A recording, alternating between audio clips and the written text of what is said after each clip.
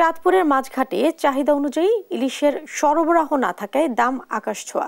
বিস্তারিত জানাতে যুক্ত হচ্ছেন সহকর্মী শরীফ আহমেদ। শরীফ, প্রতি কেজি ইলিশ কত টাকা কেজি দরে বিক্রি হচ্ছে?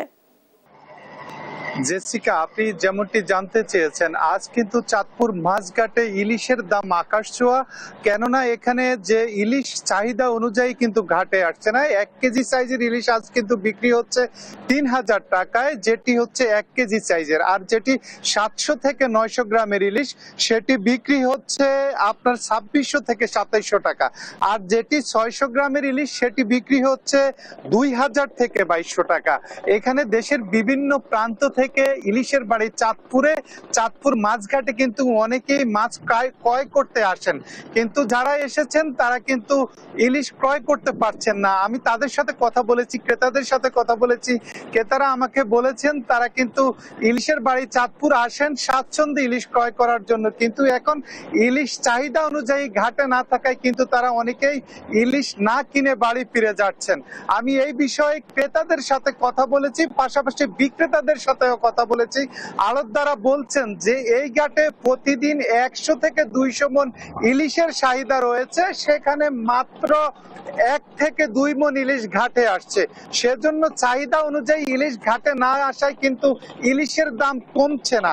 প্রথম দিন যে ইলিশগুলো আমরা দেখেছি, জাটকা সংরক্ষণ অভিযান শেষে মাছ ধরা শুরু হয়েছিল, তখন কিন্তু 1 কেজি সাইজের ইলিশ 2600 থেকে 2700 টাকা বিক্রি হয়েছিল, সেটি আজকে বিক্রি হচ্ছে 3000 টাকায়। অর্থাৎ ইলিশ না পাওয়ায় কিন্তু দাম কিন্তু ঊর্ধ্বমুখী। আমি চাঁদপুরের, আপনি জানেন যে এখানে পদ্মা মেঘনায় প্রায় 1.5 লক্ষাধিক জেলে কিন্তু এই মাছ ধরে জীবিকা নির্বাহ করেন। তারা দীর্ঘ 2 মাস কিন্তু জাটকা সংরক্ষণের জন্য মাছ ধরা বন্ধ থাকায় তারা বেকার সময় কাটিয়েছেন। তারা কিন্তু তাদের যে জেলেদের দুর্দিন কেটেছিল, তারা তাদের এই সময়টাতে, বেকার সময়টাতে তারা জাল এবং নৌকা মেরামত করেছেন। বিভিন্ন এনজিও থেকে ঋণ নিয়ে এবং ব্যাংক থেকে ঋণ নিয়ে কিন্তু তারা জাল নৌকা মেরামত করে কিন্তু তারা বুক ভরা আশা নিয়ে নদীতে নেমেছেন যে তারা জালে কাঙ্ক্ষিত ইলিশ পাবেন এবং এই ইলিশ বিক্রি করে কিন্তু তারা ধার দেনা পরিশোধ করবেন। কিন্তু সেটি এখনো আমরা আশার আলো দেখেনি। তারা কিন্তু কাঙ্ক্ষিত ইলিশ পাচ্ছেন না, অনেকেই নদী থেকে হতাশ হয়ে ফিরছেন।